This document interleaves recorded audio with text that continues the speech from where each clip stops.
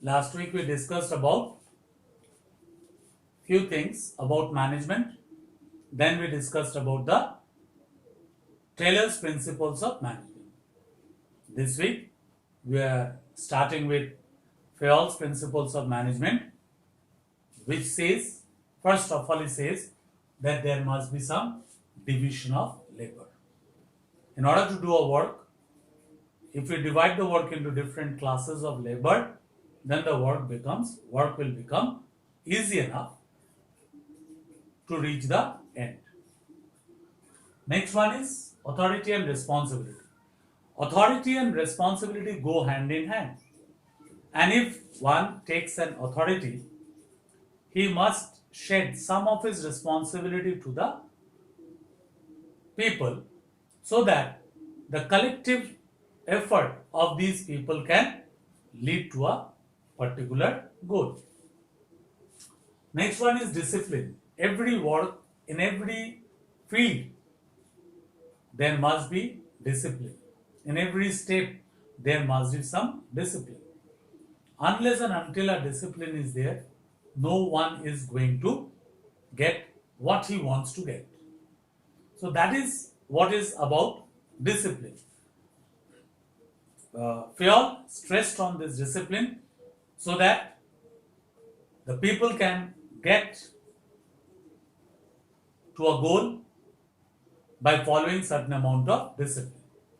Next one is unity of command. The command should come from a single person. If all of the people, if there are many people who are commanding the workers, it would be very difficult for the workers to take up the command and do the work because they will be confused with so many people commanding together. Next is unity of direction. Direction should also be come from a particular person. Unity, one. Direction should be from a single person.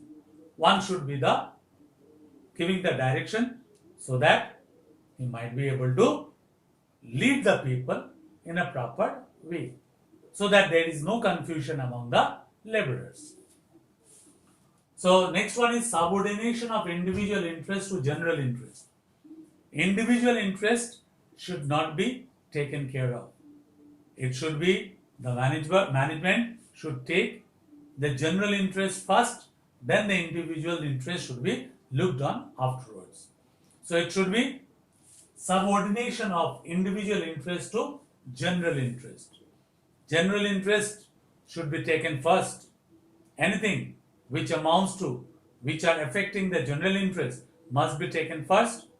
Then all the interest about individuals must be taken up. If an individual interest is taken up by neglecting the general interest, then the management may be a failure. Next one is remuneration. Remuneration, management should see that the workers or the people must be remunerated in a proper way. It's a motivation. Remuneration is a motivation. When you remunerate the workers handsomely, the workers will work for you. Next comes centralization. There must be, all work must be centralized. That is, from a particular center, the things will be given to the workers. The advice will be given to the workers. The instructions will be given to the workers. He said centralization must be there. He said. But centralization always is not very helpful. Next one is order. One must be capable of ordering the people. Manager must be capable of ordering the people. There must be order. Order in everything. One after the other. Not all together. The work, if they are taken up all together, the workers must be made to feel that there is order in the work. One after the other.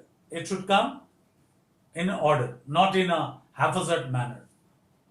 So if it comes in a haphazard manner, the workers might be confused and they might not be able to do the work and if they might not be able, they are not able to do the work properly, the management may be a failure. And management, if it fails, then the organization will be a failure. So, what is there? There must be some order in their work. Next comes equity. All the workers of the organization must feel or must be equally treated. Not that someone is preferred and someone is not preferred. Not in that way. They must be equally treated. For every work of same nature, they must be rewarded in a particular manner, not in a different ways. One worker is differently rewarded, and the other worker is differently rewarded. Should not be there in a management. If this is done, then it will be a failure. There should be equal treatment for everyone, because all are working in that organization, and that their objective is same, that their goal is same, that is betterment of the organization. So there must be some equity. Next comes stability of tenure. When you are working somewhere, when the workers are working in an organization, if their tenure is not fixed, tenure means if their time period of work, how long will they work, or how many years will they work, and that tenure must be stable. Yes, you are going to work for 60 years. If you want, you can, it's up to you, you can work for 60 years. But it must not be like that. He might not feel that he may be thrown away anytime. If this happens, this feelings comes in employees, in the people, then they will not work wholeheartedly. They will be afraid, and in this position, they will not be able to work in a proper manner. Next come initiative. When they feel that there is a stability of tenure, initiative will automatically come within themselves, and they will try to work much in a better way. So it's up to them that they will, if they are assured of their tenure, there will be initiative. Esprit de corps, spirit. If they get this initiative, they have the manager is able to give them the spirit among themselves. Esprit de corps. All the people gather together and they are having a spirit among themselves to work for the managers, for the management. So automatically there will be a success. And children, there is a scalar chain. He said that there is a scalar chain, a particular way to follow. Scalar chain look like this. These are the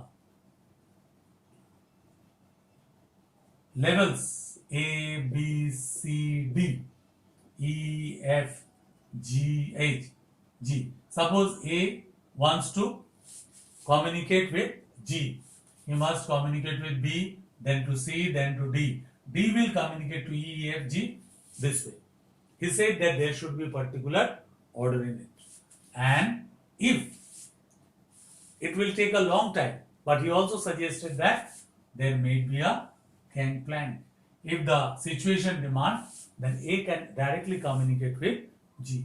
But this may happen. So these are the 14 principles of Fayol. And here, children, this scalar chain might be a single question. But these points are to be learned thoroughly. They are sure questions in ISC. So please go through them thoroughly and try to learn the principles of management of Taylor, scientific management, and Fayol, 14 principles of management. So see you next time. Next class, we will discuss about those things, the management. The next class, we will be doing the chapter on planning. Okay, see you. Bye-bye.